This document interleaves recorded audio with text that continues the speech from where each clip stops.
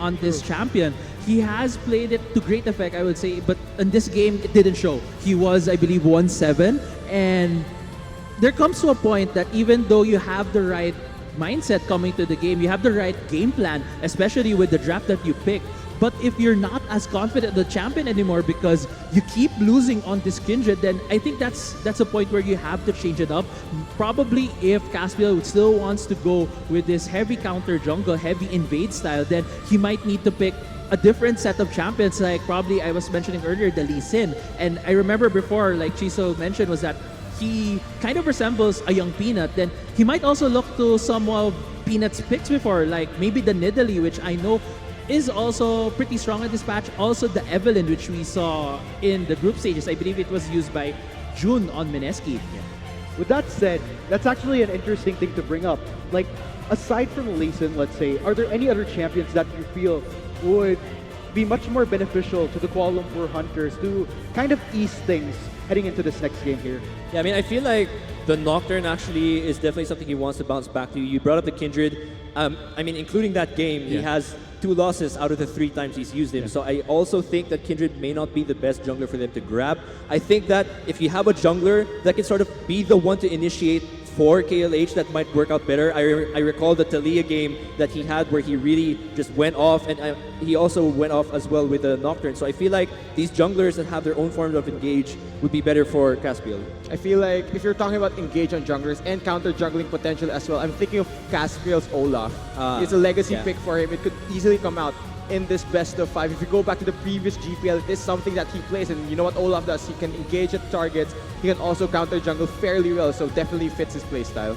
Heading into this game, we have to take note that depending on decision, it could potentially be a switcheroo between sides here. Given that position, what do you think would be a better priority this time around? Now that, if that would be the scenario, if they do opt to switch around sides?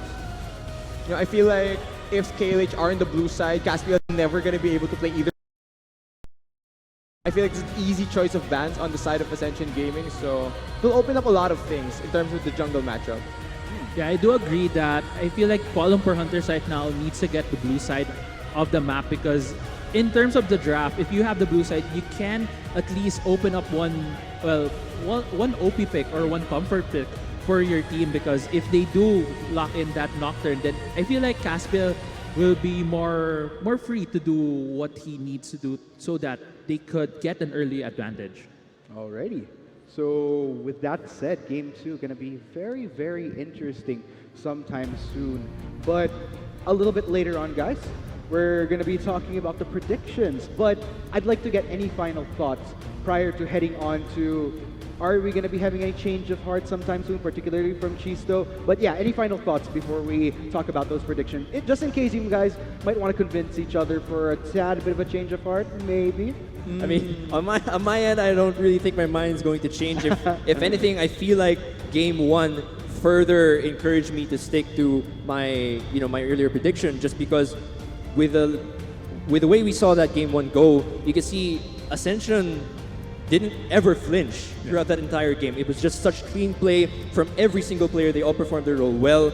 And I mean, even Nixar, for example, there was this one time he almost got caught at bot lane while his support was roaming up at top side, but he didn't even die then. In fact, I think he was the one who pushed away the bot side of KLH. So I feel like Ascension are just really showing very clean play, and KLH are the ones really that we have to look at to sort of level up the play, and maybe look at other options as well, because I feel like we're running out of ways to think of how Caspiel can get ahead. Maybe you want to switch up the draft and try and get someone else going on the team. Maybe we can see RH or Azora Vecchi especially try to maybe get a Kaisa, get something that can carry the game and not fully rely on Caspiel all the time to be the one to sort of be the driving force for the team. I'm actually glad that you brought that up, because that's kind of been a question at the back of my mind.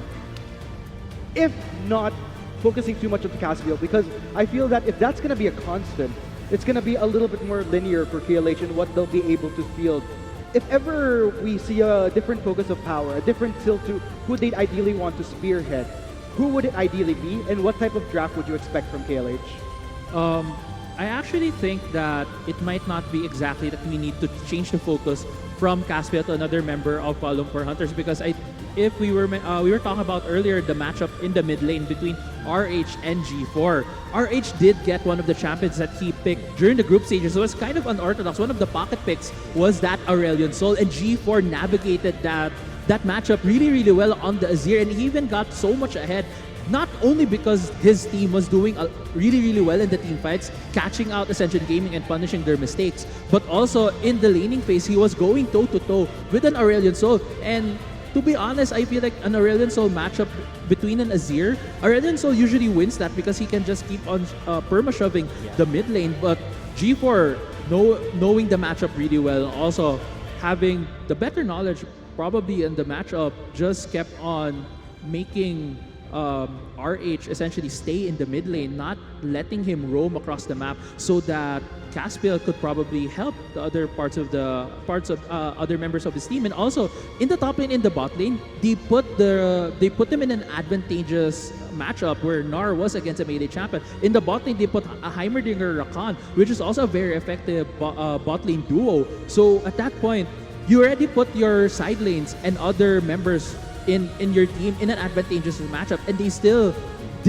faltered. So at this point, I feel like it's more of trying to get the other members to more comfort picks, probably going back to some of the basics that they were doing in the group stages, and maybe the members will be more comfortable and would lead to Caspiel having greater effect in the early game. Okay, gentlemen, with all your insights right there, I'm wondering what our predictions will be. Let's go ahead and start with Amplifier once again. I still think Ascension is going to be winning this game too. I feel like KLH are going to need another game just to kind of get their form back as we head into the rest of the best of 5 series. So I think Ascension will win this one, and then maybe the game after that is where we'll see things kind of turn around. Crazy Apple? I still think it's going to be Ascension just because, especially game ones, are momentum. It's where you build up your momentum. And right now, all of the momentum is on Ascension. And Caspiel, he must feel pretty bad that he did perform pretty poorly on that Kindred. But at the same time, you would never know these veteran teams. A lot of veteran teams can pick themselves up immediately after a huge loss. So we'll see if Kuala Lumpur Hunters can take Game 2. But for now, I think it's going to be Ascension Gaming taking Game 2. Chisto. You three are probably expecting me to switch over to Ascension.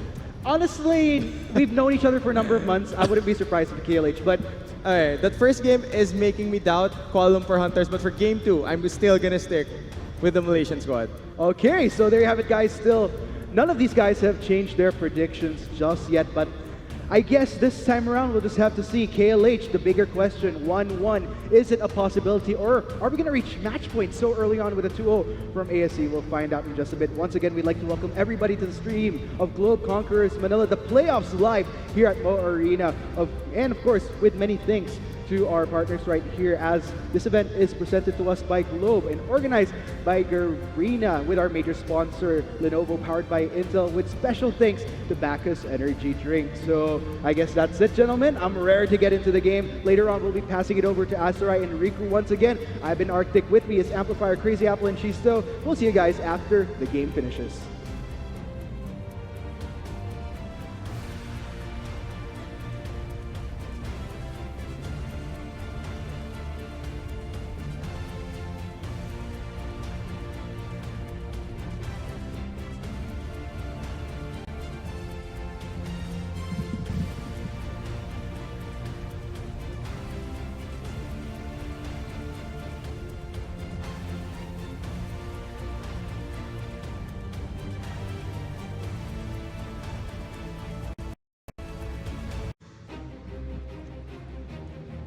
So, we are back for game number 2, Ascension Gaming versus Kuala Lumpur Hunters.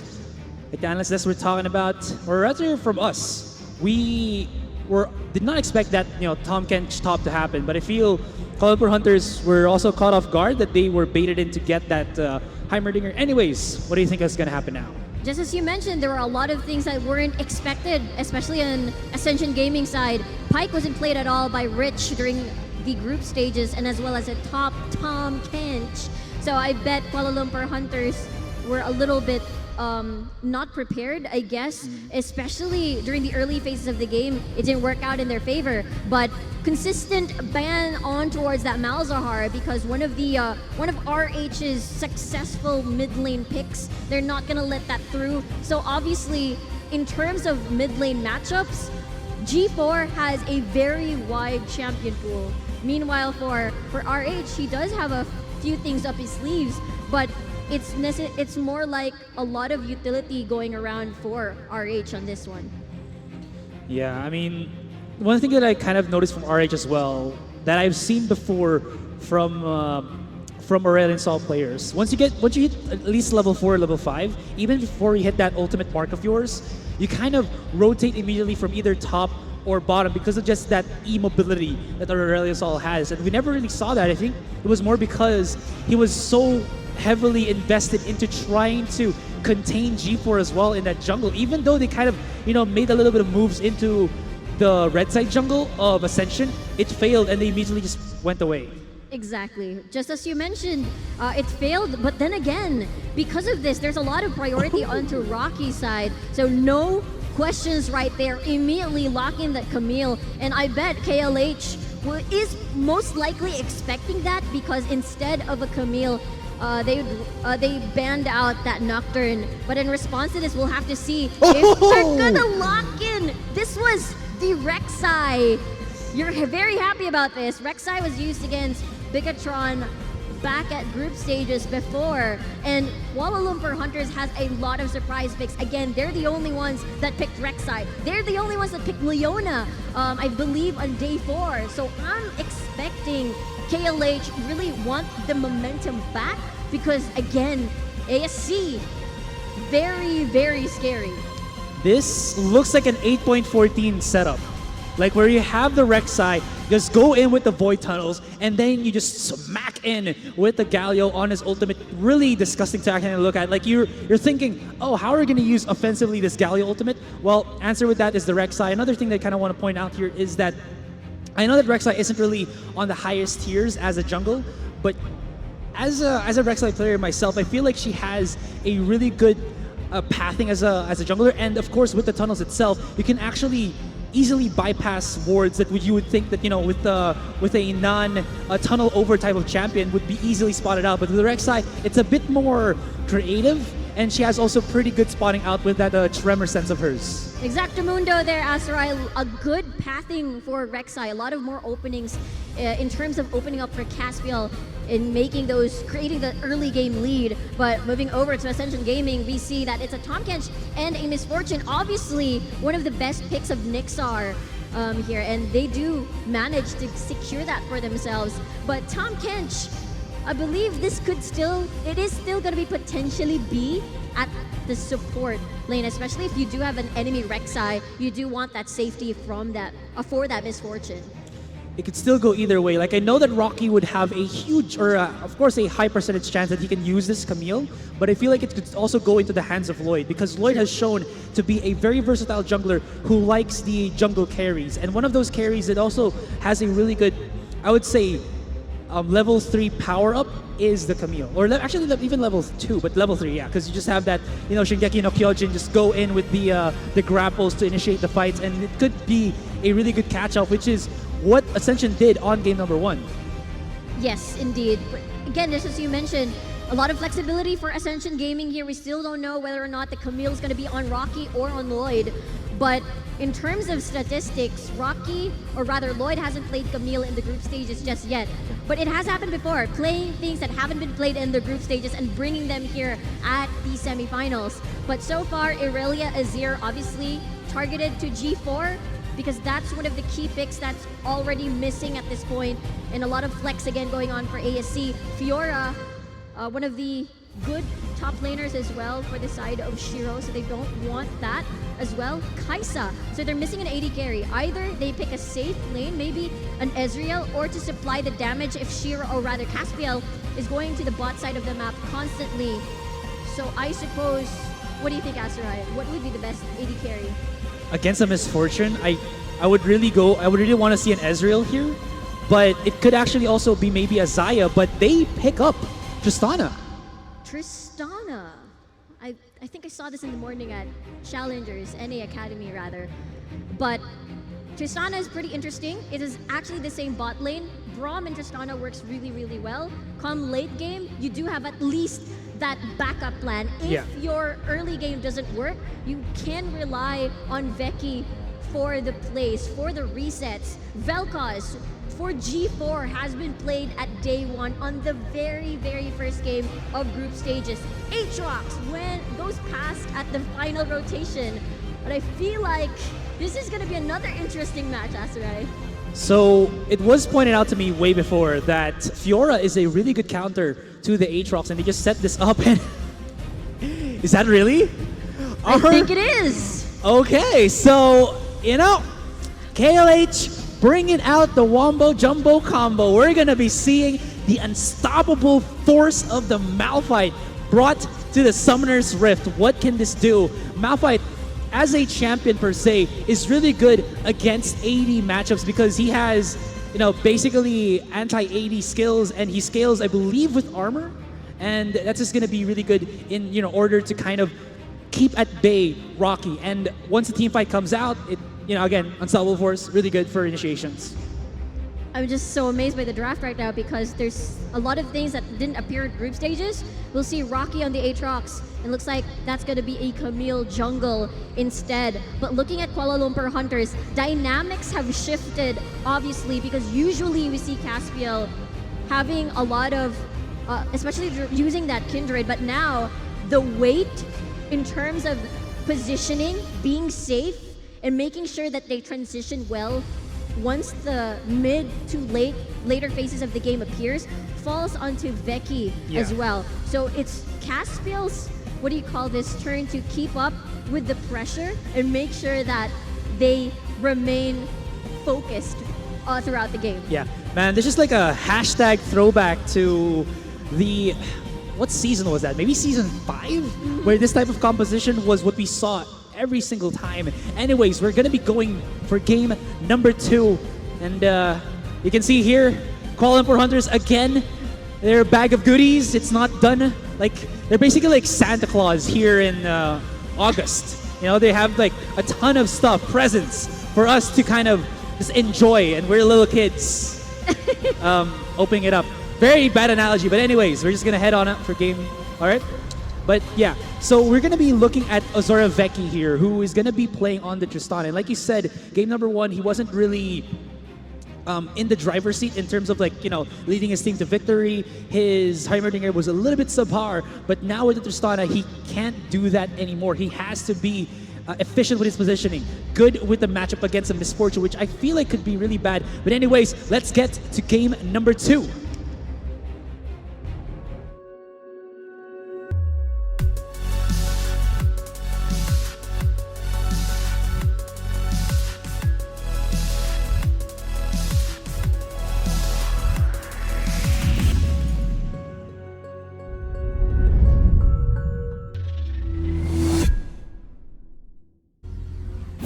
Game number 2 has begun, ladies and gentlemen. Ascension starting with a 1-0 already. Kuala Lumpur Hunters, we thought that they were going to adjust, and we thought right. And their adjustment is something that I haven't seen in a long time. Top lane Malphite, let's go. Let's go indeed, Asurai. But again, Ascension Gaming, they have the undefeated streak. 0-6, 0-7 technically right now. So at this point, momentum-wise, it's definitely on their side. Such a convincing and dominating performance in game number 1. Let's see what this sort of shift KLH is doing at this point. Will it work? Because in comparison to the previous composition that they have initiated, a lot of weight was on Caspiel. Yeah. And in the meantime, right now, we have Azora Veki and the necessary CC required to actually make a solid engage is there, which was not present in the previous composition. And there's a lot of wombo combo that could potentially happen once the grouping phase starts. So, but we'll have to see. All right. So one thing I just want to point out here, I'm not sure if I saw this on game number 1, but Nixar is sporting a Doran's ring. Something that I have seen before happen for most scenarios, top lane, mid lane, and bottom lane, is that you go for a corrupting potion plus accompanying runes to actually go with that. But it actually just allows you to get more HP, but at the same time, some AP and mana regen. Even though you don't get that mana regen per kill anymore on the minions, it still will allow Nixar here to kind of, pump out the make it rain so that he can actually harass Ozoroveki a bit more. Indeed, might be a tough laning phase, but you do have the Braum, and as well as we know that it's not Pike anymore, it's a Tahm Kench. So most likely, they'd want to try and work this out. Lloyd, with the rotation at the Riverside, RH will get poked a little bit. So again, what KLH wants to do is make sure that the transition of their mid game is not going to be a disaster, like what happened earlier from game number 1. So a lot of low kill pressure lanes for KLH side, because all they want to do is just try to remain calm and collected and wait for Caspiel to make the rotations. And when the grouping phase start, they're gonna get that Tristana Roland, or they can get numbers advantage during the laning phase as well, once they reach all their level 6. Because again, you mentioned how there's a lot of globals going on, so they'll be relying on numbers advantage to get to finish a target. Yeah, what's kind of interesting now is that KLH has made a lot more effort to actually have a more global presence type of composition. They do have RH on that Galio with his ultimate, and here for ASC, they only will have the Tahm Kench, and Lloyd is actually going to be playing on that Camille in the jungle. Camille jungle. What do you think about your jungler name?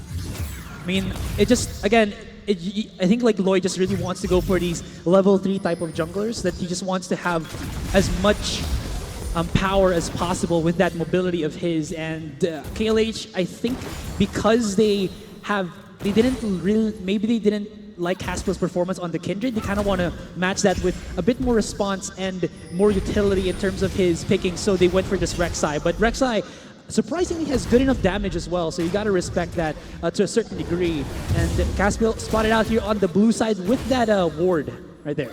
Yes, indeed. The vision control of ASC is so very impressive. But we'll see. Rek'Sai coming in. They're really committing to this one. They want to get the stun onto Nixar, but Rich is going to be their target to be. Will he be able to activate that Grey Health? Yes, he will. And Superior actually flashes away. Rich, my goodness, one more shot. That was a 3 versus 2. And Tahm Kench still gets it lickety split. But Becky claims a double kill. Despite knowing that there was a war there, that the Rek'Sai was a blue buff, they probably were very confident to get that matchup and get an outplay. Outplay was there. First Blood actually landed onto Rich on Ascension Gaming side, but getting the kill onto Nixar was just turned things around, and definitely not in Ascension Gaming side. So I guess it was more like greedy to secure the kill just because they wanted that sort of turnaround to happen in that bot side of the map, because they already spotted the Rek'Sai making his way at the blue side buff. Yeah, exactly. I mean, they should have backed off when they saw that Rek'Sai, because she can just, go from 0 to 100 in such a quick time in terms of setting up a fight. And Rexstar again has that crowd control as well, at which she's burrowed down and she can just pop up and get a knock-up, and it really just synergizes well with the slow and the stun that a Braum actually brings to the fight. G4 spawning out Caspiel here with the ward, but once again they found a Rich, but he has no more flash here, so he should be easy pickings. And look at that, look at the damage that's going in. Rocket jump, will they go for the body block, the knock up as well, but G4 joins in onto the fight. But so you can see RH is here, and G4 is in no man's land. Stun connection, baby, let's go! As Azora Becky claims a killing spree, he actually gets away from the fight, and he will be able to just happily say, I got myself a BS sword in a team that is now looking much more good on them rotations, yo. Definitely no flash, no heal available for bottom lane. But Rocky, is this the go signal to go aggressive? Shiro, already half HP, that's right. Activates the Gundam Wings, forces the flash out of Shiro here, like you said. And that's gonna a little bit weaken the initiations that they might want. And Rocky is having a pretty good time in top lane, 44 CS to the 30, but Shiro should at least be able to survive this a little bit more because he does have that passive with the extra shield. Ooh, G4? Ayo! He actually denies it. RH. I think RH was just, you know what, I'm not really gonna go back. I just want you to, give me some love. Yeah. Most likely. But yes, a lot of vision already on the side of Kuala Lumpur Hunters. Want to get that bot lane control and open up so many opportunities to capitalize on the fact that their Tristana is already 301 with a BF sword, with a lot of CC lockdown as well, and the mere fact that summoner spells are gone.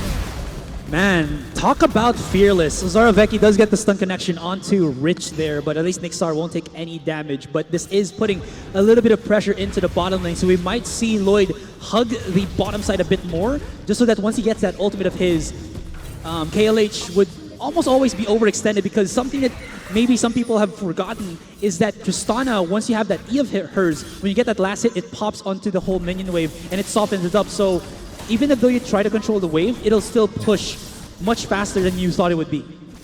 Indeed, and that's the reason, or one of the reasons why Nixar, like, aside from the constant pressure from Caspiel, this is typical Caspiel things. I'm in the lead. I know that we have the, the dominating early game. Rocky. Oh, can you actually run from that? Is Caspiel gonna charge him in? Activates the ultimate, slashes! One more, and he gets it with the bite. What a Viper coming in from Caspiel. Man, he goes in, and G4 actually goes for the response, but was a little bit too late. You know what? It's the Voids that are going to be trying to make something happen here. And perfect timing, they spot out that this blue buff has spawned, and they're going to take this away from G4. Indeed. Expect constant invades from Caspiel. I know whenever the team already manages to secure like 3-4 kills, that's around the time that I may just really ruin the pathing of Camille, put more pressure on Camille to do something on the map. And one of the things that's difficult for Lloyd is that even though, okay, I have a lot of damage, and even if I want to gank bot lane, there's a lot of mobility with a rocket jump and protection from the Braum as well.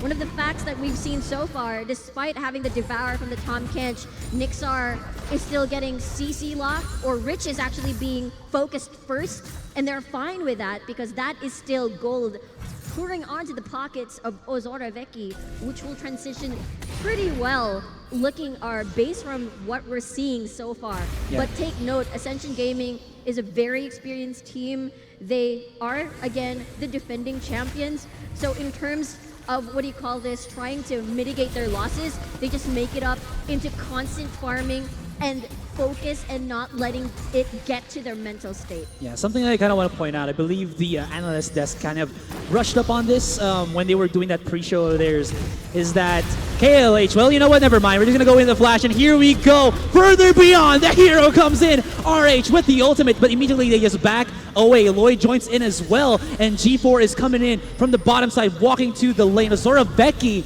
does have flash and his ultimate, the rocket shot, or the buster cannon to just push people away from that one.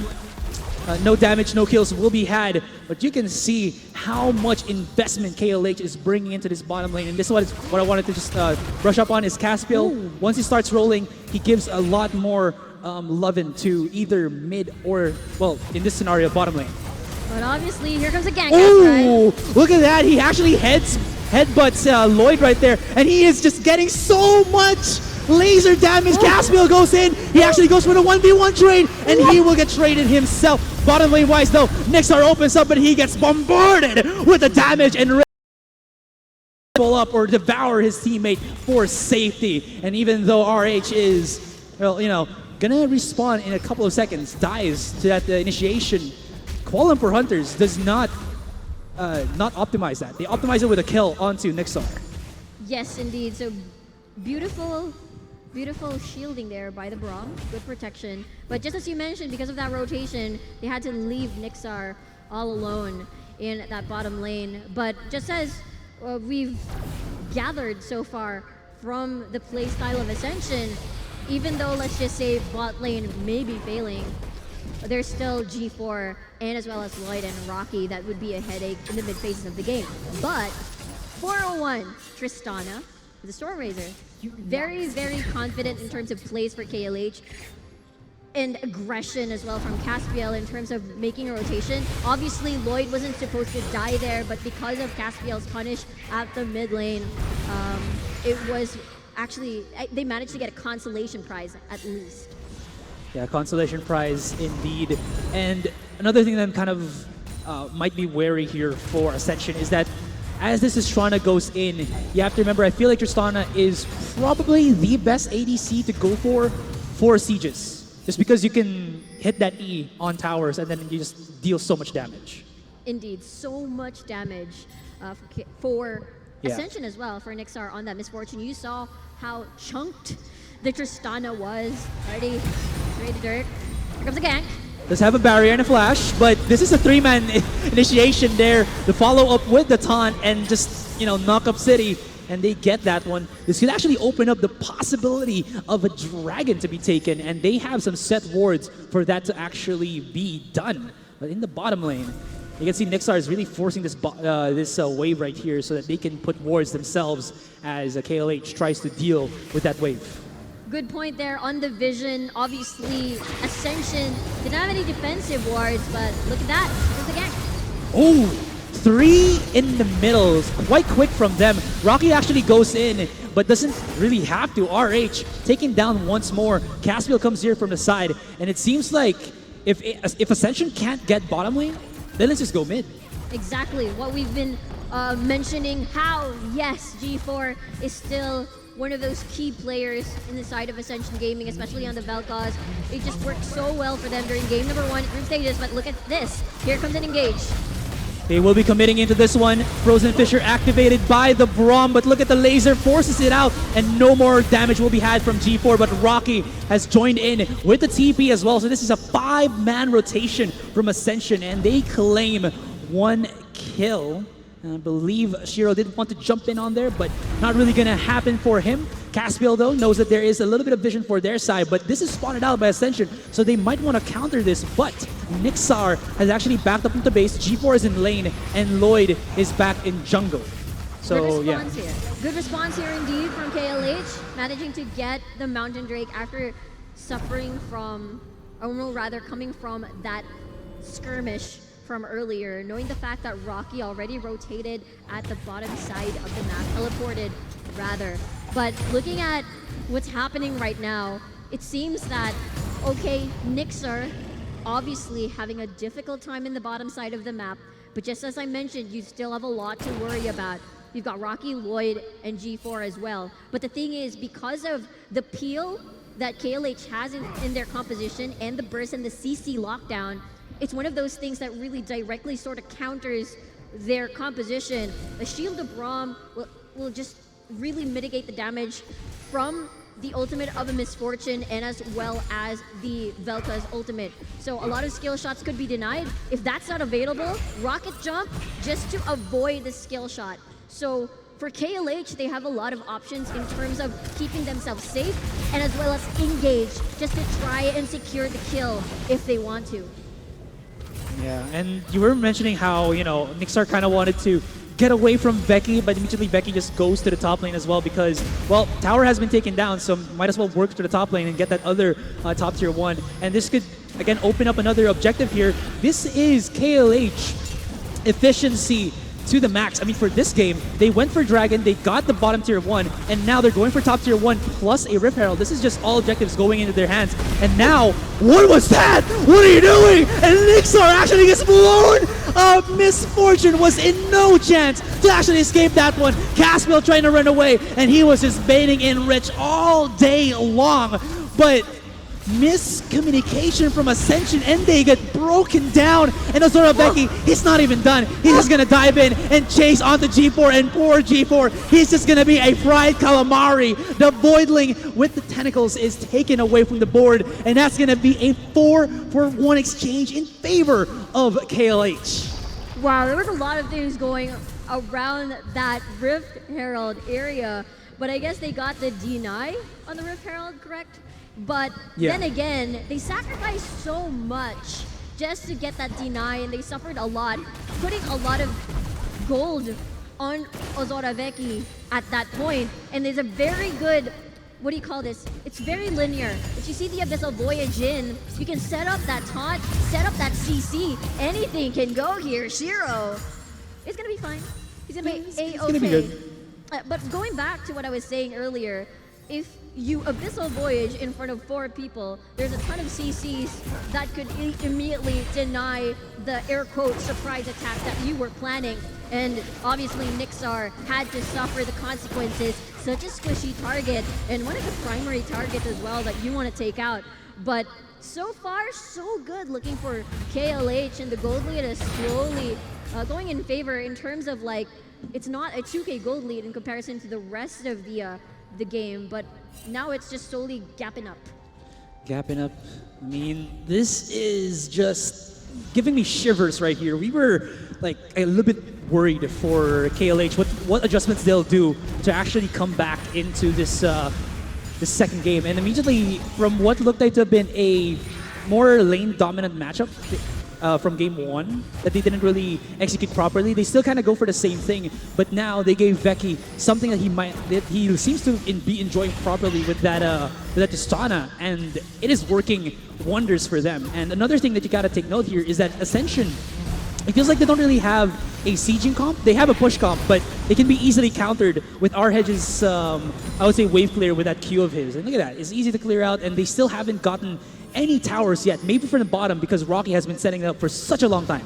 Yeah, Shiro has been tanking a lot of pressure from Rocky, and it's working wonders for them. Meanwhile, Veki is overstaying. Caspiel is lingering around the corner. Lloyd, He knows Becky's gonna be caught out here by the Hextech Ultimatum, and he is taking the bullet time. Can he get away? So little, so much. Arhedge goes in, but it's a tad bit too late. But is the damage gonna be real? 1, 2, down here for Ascension. Smacks it in, and that's gonna be a recapture here for a little bit of the 1 kill for RH. But miscommunications or a misuse of the skills there. KLH did not immediately back off, and they weren't able to take that top tier 2 as well.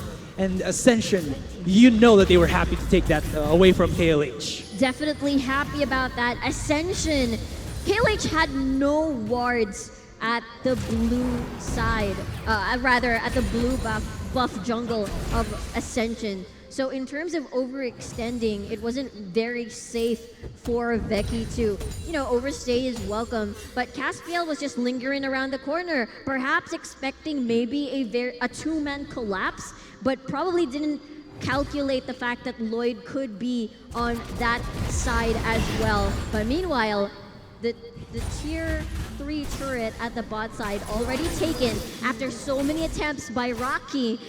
But Shiro, the prime guardian of the bot lane for now, we haven't seen the wombo combo we've been looking for, because everybody else just really want to control the waves and make sure that KLH, stays in that lead and not waste what they have achieved from the early game. Yeah, but something that KLH has to be, I think, already noticed here is that as this game progresses, it's not even a huge goal lead here for KLH. It's only like maybe 1,000 or 2,000. Back to what I'm saying is that as this game progresses, if they can't really make this Tristana siege work for them, if they can't break down towers enough, and if they can't get objectives enough, the damage of Ascension will spike at some point. And when that happens, this might be where KLH will really have to either pick their fights or pick off someone before looking for a fight.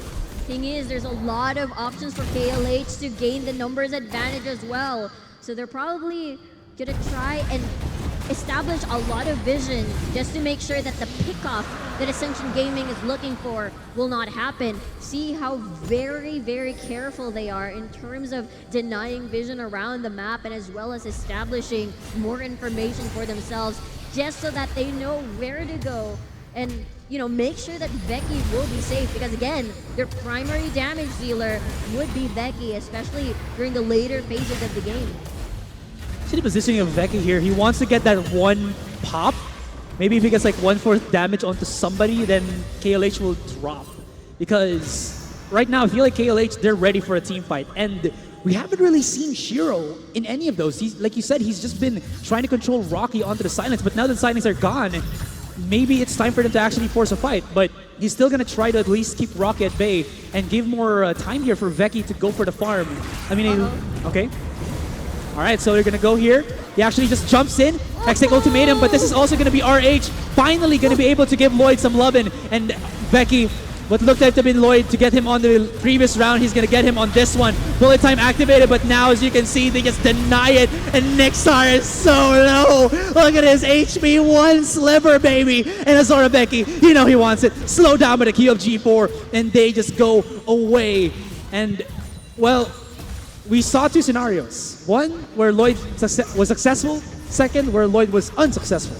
Yes, it was indeed a great bait-mate situation, knowing the fact that a lot of the members from KLH could immediately call to arms and go and help Veki whenever he gets dove upon, and good usage of the blasting cone as well, just to try and separate the Camille out of, you know, the melee range as well of the Tristana, even though he was already trapped in the Hextech ultimatum. But KLH is playing this very, very well.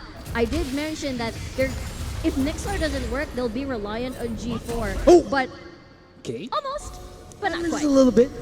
But if you look at it, G4, Nixar's champion picks are very sort of, to deal a huge amount of damage, you will have to stand still for a couple of seconds, and that just opens up so much opportunity for Shiro to get at least a good amount of unstoppable force. And there's a lot of CC as well, just to remove.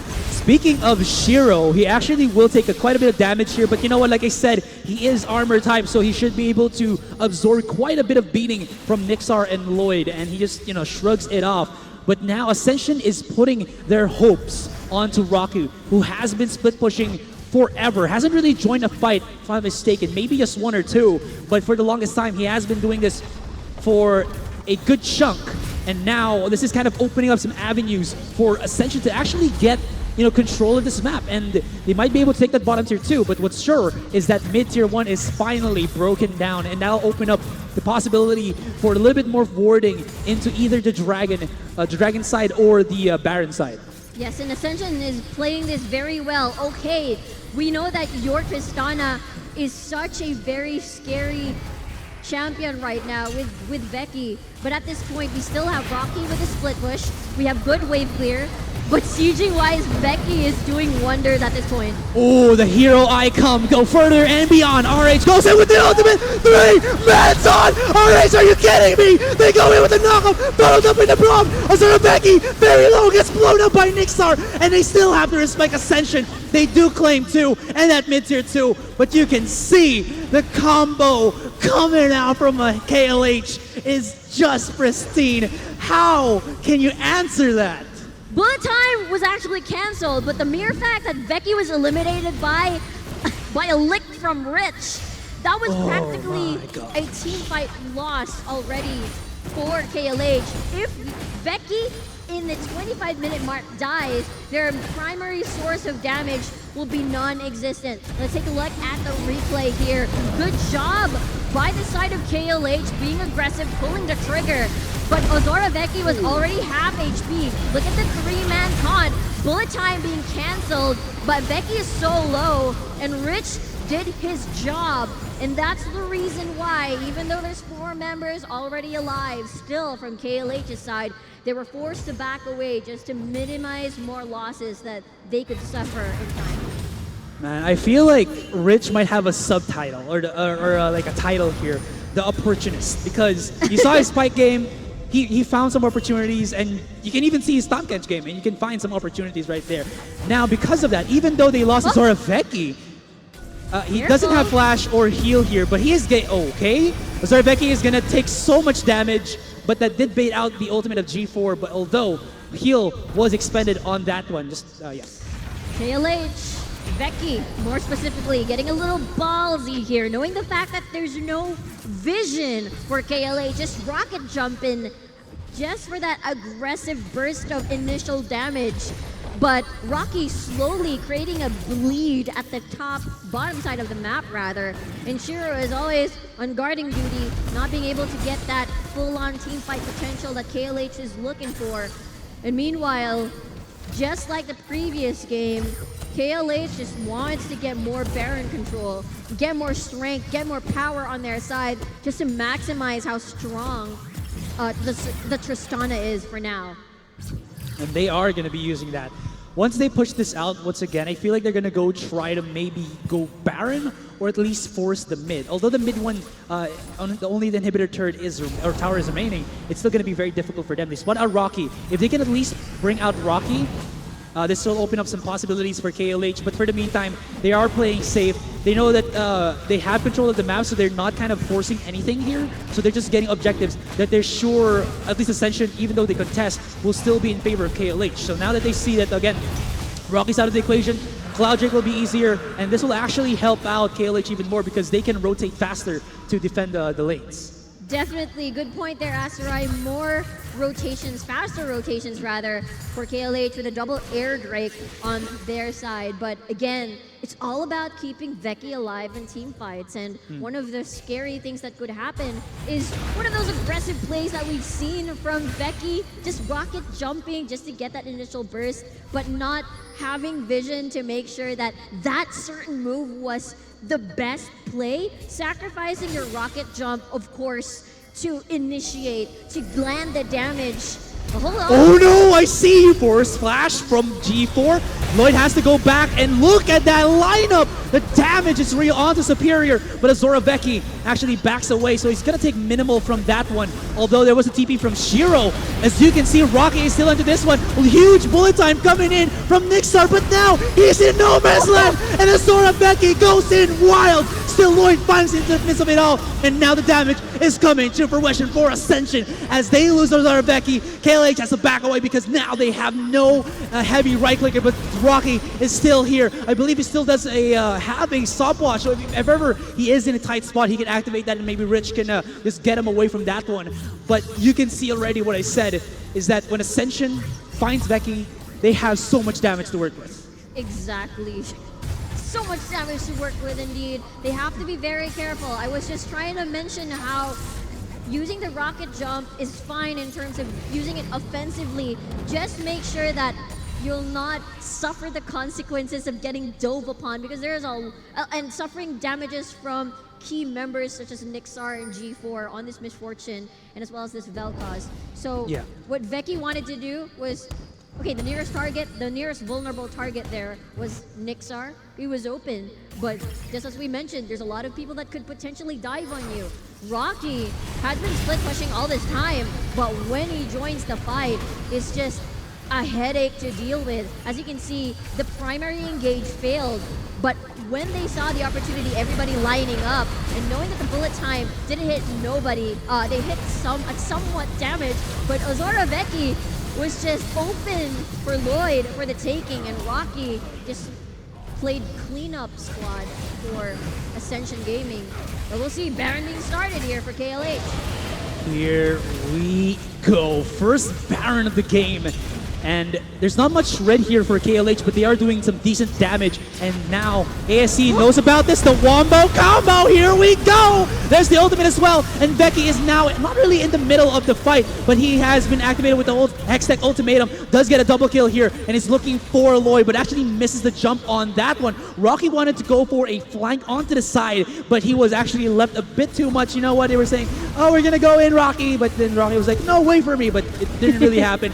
Anyways, that's gonna open up the Baron here, as Ascension have to back off from that one. But are they really gonna back off? Because now they're coming back for more. Do they want to hurt, or will they bring the pain? That is the question. He is looking to line it up, and Veki, has he lost his mind, or is this really just a setup? Another ultimate with a smackdown coming in from RH, and they get Lloyd no more chance for a smite steal. And this Baron is very low, but so are the other members of KLH. Rocky is still here, does not have an ultimate, and Superior, one more slash and he goes down. G4 is doing it, but they get the Baron. Oh my god, Becky, what are you doing?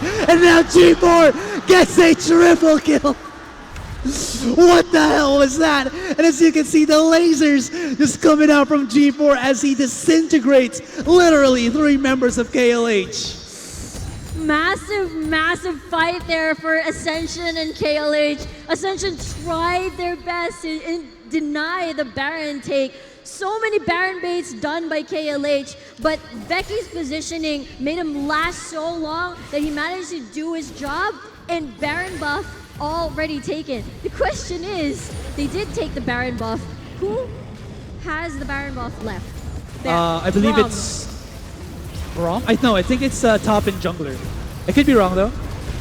But We're seeing- G4 did his job right. He has a lot of hope, has a lot of distance as well. Veki with the rocket jump in, barrier as well, disintegrating a lot of members from KLH. That's 3 people down already for the side of KLH. So, what a fight, Aserai. Without Superior using that Braum shield of his to, well, literally block the lasers coming out or the skill shots coming out from G4, he just knows when to line up. And this is again, I think, coming back from the interview that we did with one of the teams here. They were saying how if ever Ascension doesn't, do well on their fights, you can always count on G4 and Lloyd to make something happen. And G4 is not letting up at all. So the pressure is still here with KLH. That being said, back to the Baron one.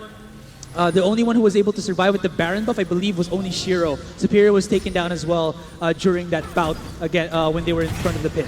Or am I wrong? Looks like no Baron buff. No Baron buff. So Shiro, Baron buff. I think, respawned rather than, got the Baron buff. Rocky, though, there's no vision, but he's just camping around that tri-brush right there, just so that he could immediately try to make a flank or make a play, knowing the fact that Dragon would be the next best objective that Ascension, or rather KLH, could take, because they know that they can take advantage of this Tristana pick. 4 items completed already with a stopwatch to boot. So if ever Rocket Jump doesn't really work out for him, as well as the peel of KLH, then at least he has that backup. Free Dragon once again for KLH. 4 Dragons, 1 Baron that didn't work out so well because G4 did the cleanup. But Rocky, he doesn't know. He already sees the Rek'Sai lingering around. Yeah. Something now that I think KLH still has to be very careful. Like I said, when mid-game was happening, is that KLH, or rather Ascension, would have a good amount of damage. Anyways, ultimate activated here by Rocky. He will get immediately blown up. There's a laser from G4, and RH is here onto the side. They prop the Guardian Eagles there, and my goodness, G4 still has the good amount of damage. Lloyd is looking for a good opening with his ultimate. He separates them up. They have to back away, but Superior activates the Glacial Fissure, and they're still looking for the fight. RH is still alive, but G4 has tons of HP to work with, and they have to back away. 3 members of Ascension down for the count, but Nixar and G4 is still healthy and running here. Superior, he wants it. He wants to connect it. Only one stack. Oh my god! G4! G4 with the knockup! And he destroys Azora Becky. Man, I just want to see like the geometrical physical processes coming out from the brain of this madman. G4 just catches Becky as he was gonna rocket jump to follow up onto Nixar. Rocket jump denied. Yes, sirree, that's what happened. G4 making the plays here for Ascension Gaming. It was a 2v3 situation as well. A lot of members are super low, so if they don't have that initial engage being successful, then G4 can just easily take advantage of that. Good reading, good mindset coming from G4. The game is far from over. Yeah. And the reason why Ascension is so comfortable in doing this is because every single member of theirs has good damage. Even though they popped Rocky, this is all of them using their skill shots. Indeed. I mean, the plan there was to burst someone down before the cavalry arrives from Ascension Gaming. But due to the fact that Becky was already tanking, juggling turret aggro, it didn't work out in their favor. Rocket jump and stopwatch being used as well, just so that he would be prolonged in the fight. But due to the fact that a lot of members have been chunked down and getting turret damage as well, and not able to burst down certain key targets during their engage, there's a beautiful deny. G4 on this Valkos is just beautiful to watch. Man, G4, show me the money. Like, he just got the kills straight from the get-go there. Even though Azora Becky is 13-5-6, he still has to be careful of being caught up by G4 there. Rocky. Could be engaged by Caspiel, but not gonna happen for the meantime. One more hit on this bottom tier 2. Rocky, just do it. Go do it, Rocky. Yes, he's gonna go for it. Hey, he gets it. And now he gets spotted out. Oh no, Rocky, what happened? He's gonna get caught out here, and they are separating the members of Ascension as they go in and try to take him down. But Rocky is a one-man army, and he's gonna be able to take at least 3 members of KLH to actually try to break him. But now there's the shield absorbed by the bullet time. Good use on the Glacial Fissure on a tiny avenue there, but the damage once again. Oh my god, G4, are you kidding me? What are you doing? He actually destroys Superior. There's the ultimate. Oh, Becky could not escape even though RH, or rather RH, used the ultimate to give his comrade a little bit of support, and Ascension still comes out with no one being taken down. Messy fight for KLH there. They were so confused. Their mindset was, let's stop the cavalry. Superior, Shiro, and RH tried their best to stop the carries of ASC from collapsing onto Becky and focus on the Aatrox, but because of how sustained Rocky is in the fight, having that second life, but they're finishing. Oh no, ASC, they know it. watch 20 seconds on both the carries, mid lane and ADC. And from what looks like to have been a great start from KLH, can they actually defend this? The Calamari is going in for the lasers. G4 with a legendary, and game number 2 will be taken by Ascension. What? They had What? it. Yes, KLH, I mean, Ascension. That was an amazing game. That was an amazing game number 2 between KLH and Ascension. G4 had a lot of spots to work with to get that knockoff combo with Disintegrate. Everything just worked so well for G4. There was no vision at the blue buff side of KLH. Therefore, whenever they get the position to work with for that Vel'Koz to get that setup, it's just going to be GG. They're going to be disintegrated. They're just going to be blasted away from Earth, and that's what happened there. And they really played to their strengths. Ascension Gaming, G4, Rocky with a constant split push and pressure. It was just a very powerful game, and yet KLH, they were almost had it. Yeah, I mean, I felt like there was just this ticking time bomb. All right, there's this timer for KLH rather, where they had to make something happen. They had to keep that advantage as fast as possible, not for as long as possible, as fast as possible. And once it actually ran out, you saw already that Ascension on a certain standpoint here can actually go 1 versus 2, 1 versus 3, and they're fine with that. But KLH, they have to be all in one clumped up group to actually find the win. But another problem with that is like you said, G4 has so many avenues to just line up his skill shots. But the biggest thing that I guess also kind of noticed is that KLH focused heavily onto Rocky rather than trying to catch out G4. And whether that was the correct decision for them, well, game 2 was lost. And anyways, we're just going to be taking a very quick break to show you the highlights. And next up is going to be the analyst. Also, guys, don't forget that we still have our celebrity show match later on. So just hold on to your seats, and we'll see you in a bit. To activate that gray health, yes he will, and Superior actually flashes away. Rich, my goodness, one more shot. That was a 3 versus 2, and Tom Kent still gets it lickety split. And Nixar actually gets blown. Misfortune was in no chance to actually escape that one. Caspiel trying to run away, and he was just baiting in Rich all day long. But miscommunication from Ascension, and they get broken down.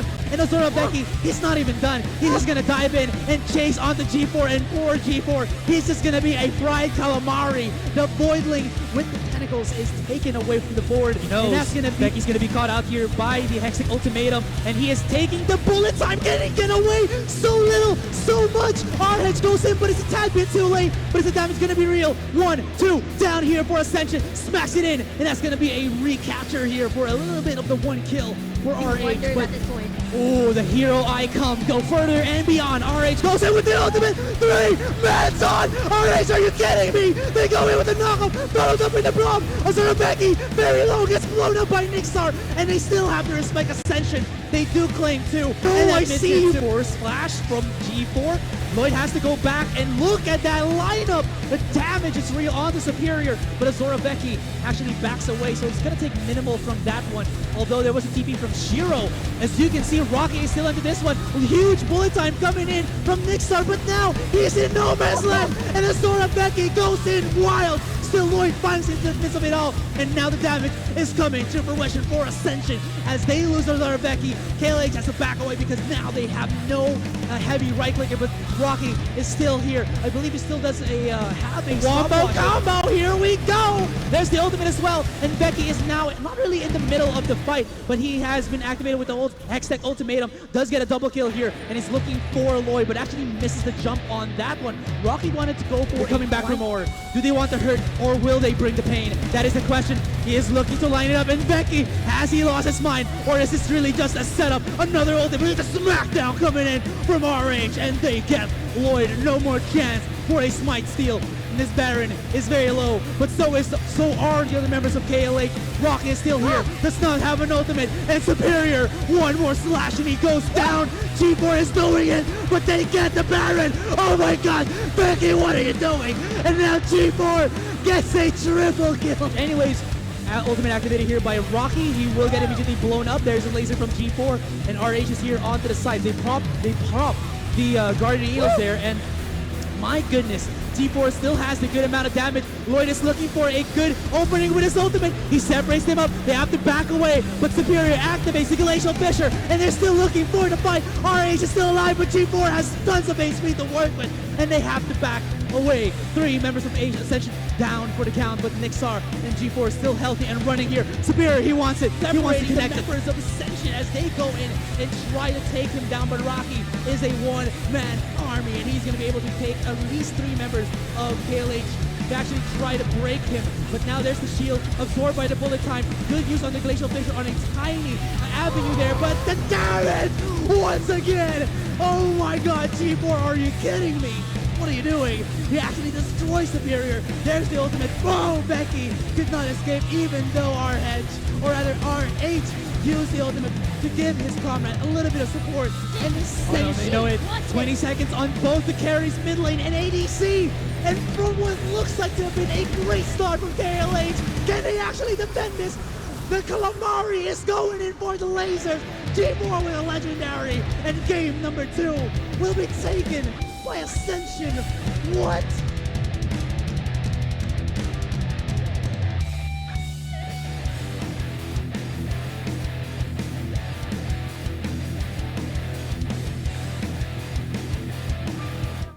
Ako na lang ako.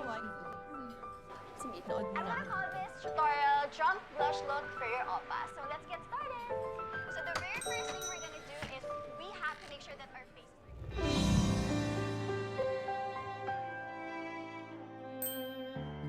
One mango bingsu, please.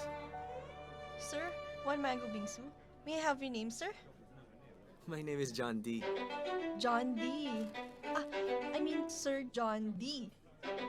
Your order's ready, sir. Thank you. John D.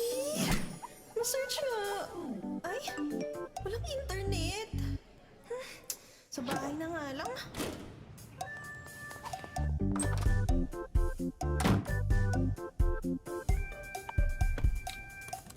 John D. John D. John D. Ang dami naman. Ano ba to? Ikaw kaya to? Ay, hindi. Ay, saan kaya kita makikita?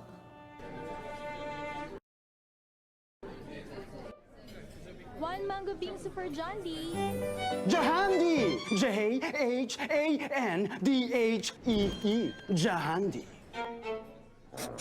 Thank you. Eh, John D pala.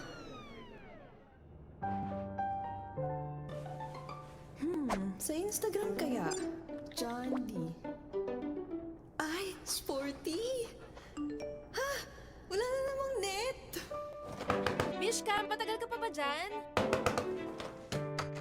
Oh, saan ka na naman pupunta? Magja-jogging ako, Besh! Pag nakita ka ni Crush you see. John D. John D. John D. Siya na yata yun! Opa! Wait for me!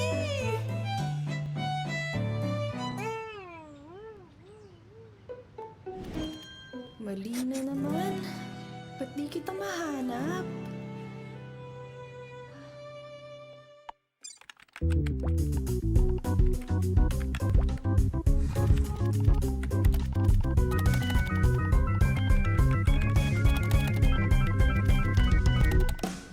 How to not give up on love? I would tell you to just keep fighting. No matter how hard it is, I know that there's points in our lives where... Hi, Besh! Nahanap mo na ba si John D? Besh, hindi pa rin. Pero di ako susuko. Bish, fight lang! Bye! Bye, Besh!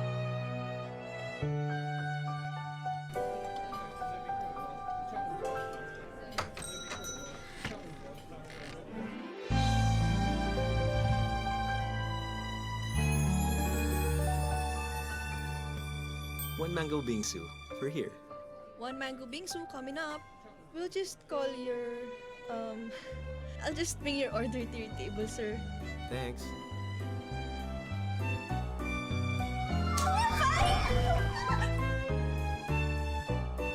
Finally, John D! Nandito ka na!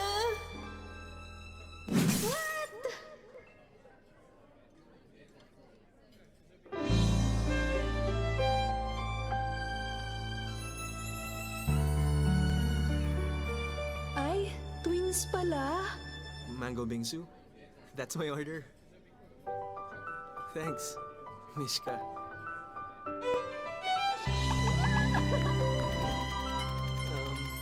Matagal ka na ba dito? Alam mo ba na favorite ko tong mango bingsu? Ikaw, anong favorite mo?